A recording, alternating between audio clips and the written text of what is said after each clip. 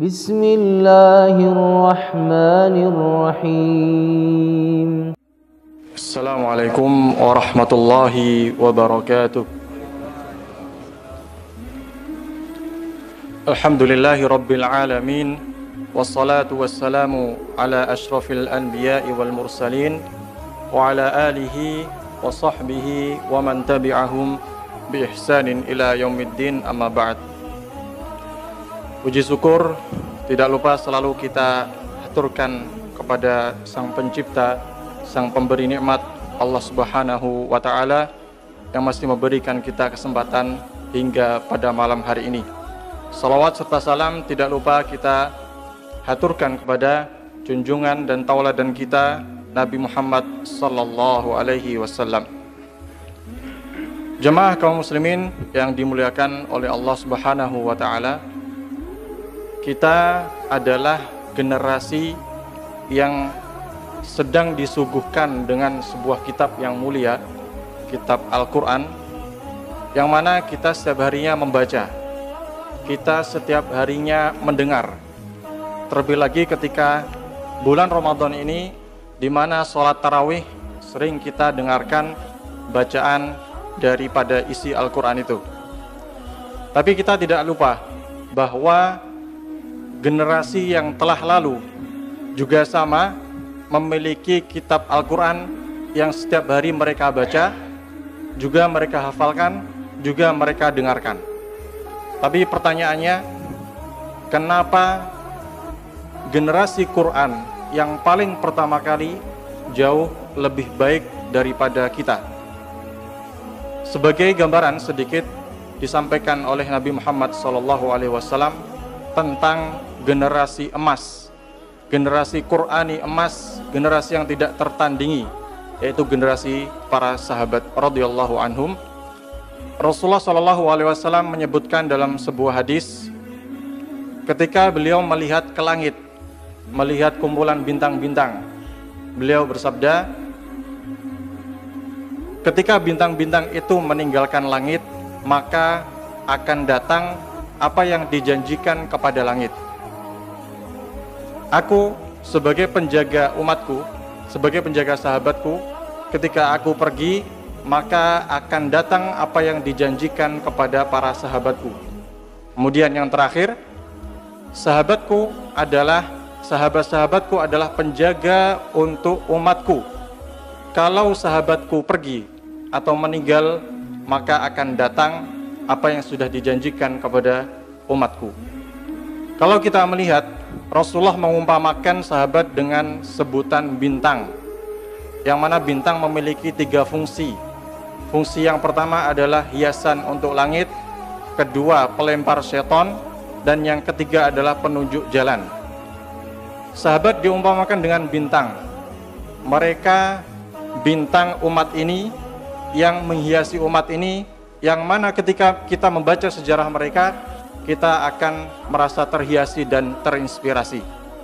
Dan yang kedua, mereka diibaratkan sebagai bintang pelempar seton, dan mereka adalah orang-orang yang bisa menjadi pelempar atau menjadi hujah, menjadi argumen untuk menghadang orang-orang yang berusaha merusak agama Islam, menjadi pejuang atau benteng bagi agama Islam. Dan yang ketiga, sebagai penunjuk jalan, dan sahabat radhiyallahu anhum tidak diragukan lagi, mereka adalah sebagai penunjuk jalan kita dalam berjuang dan juga beramal soleh. Jamaah kaum muslimin yang dimuliakan oleh Allah Subhanahu wa Ta'ala, Quran yang kita baca sama dengan para sahabat. Lalu pertanyaannya, kenapa mereka bisa jauh lebih baik daripada generasi kita? Ada 3 sebab utama, jamaah sekalian. Yang pertama, Rasulullah SAW sebagai satu-satunya teladan yang mereka anuti, yang mereka tiru satu-satunya. Tidak diragukan lagi, sebelum mereka masuk Islam, mereka sudah memiliki tokoh-tokoh dari kalangan Quraisy, tokoh-tokoh yang luar biasa.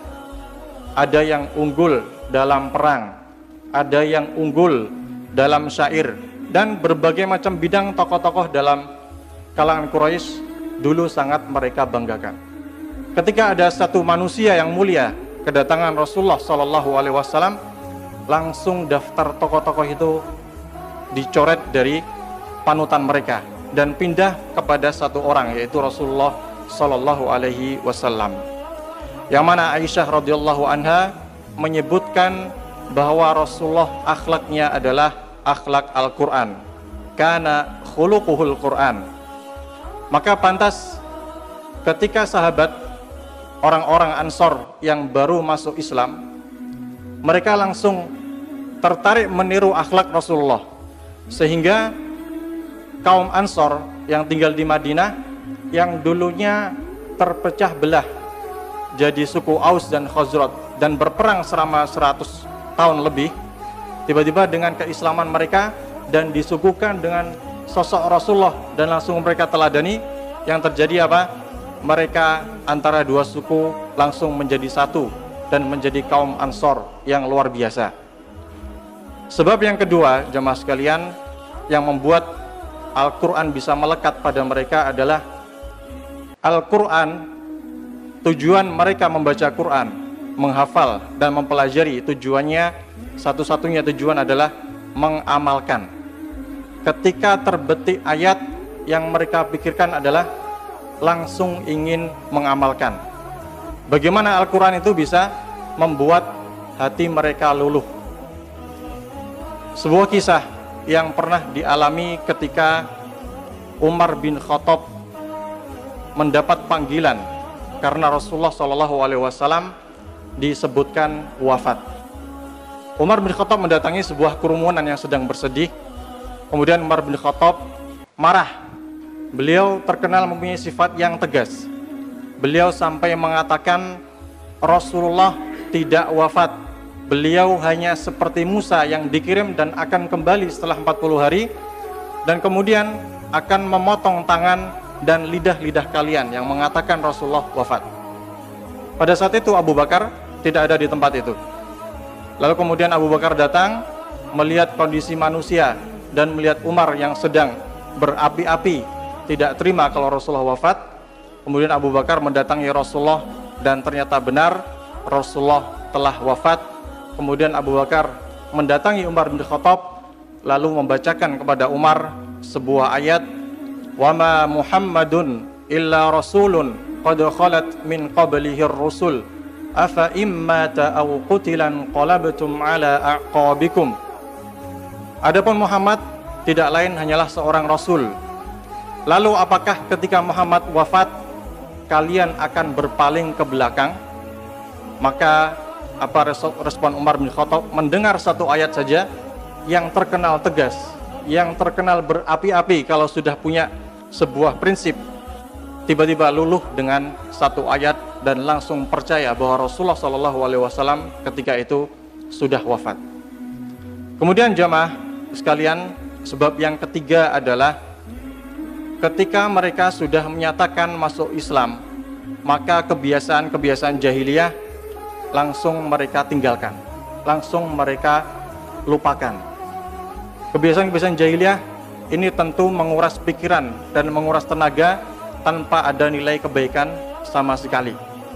Contohnya, mempercayakan hal-hal gaib kepada makhluk. Ketika mereka mengetahui dalam Islam yang mengetahui hal gaib adalah Allah, maka praktek yang dilakukan dalam masa jahiliyah langsung mereka tinggalkan. Itulah yang dinamakan prinsip menjadi seorang generasi Qur'ani yang benar-benar membuat Al-Quran itu melekat pada mereka. Lalu judul ceramah ini adalah versus generasi Qur'ani dengan generasi Qur'ani sahabat versus generasi Qur'ani zaman ini atau zaman now. Maka dari 3 sebab tadi kita bisa melihat 3 sebab tadi apakah sudah diterapkan pada generasi zaman now ini. Kita lihat yang mana sahabat menjadikan Rasulullah SAW satu-satunya teladan. Apakah generasi zaman now yang disuguhkan dengan Al-Quran yang sama, benar-benar menjadikan Rasulullah sebagai satu-satunya teladan. Kita lihat fenomena yang dialami kaum muslimin yang jumlahnya 2 miliar. Terlebih lagi di Indonesia jumlah kaum muslimin lebih dari 100 juta muslim terbanyak. Namun apa yang kita lihat bahwa kaum muslimin banyak yang menjadikan tokoh-tokoh selain Rasulullah sebagai tauladan. Ucapan, perbuatannya ditiru walaupun itu bertentangan dengan Rasulullah. Dan lebih parahnya lagi, tauladan yang dijadikan bisa jadi dari kalangan luar Islam. Dan ini sangat menyedihkan. Yang kedua jemaah sekalian, sebab yang kedua, apakah generasi Qur'ani zaman sekarang benar-benar menjadikan Al-Quran ketika dibaca itu yang tujuannya langsung ingin diamalkan? Yang fenomena kita saksikan bahwa ketika Al-Quran itu dibaca kemudian didengarkan, banyak sebagian kaum muslimin yang belum terinspirasi untuk segera mengamalkan.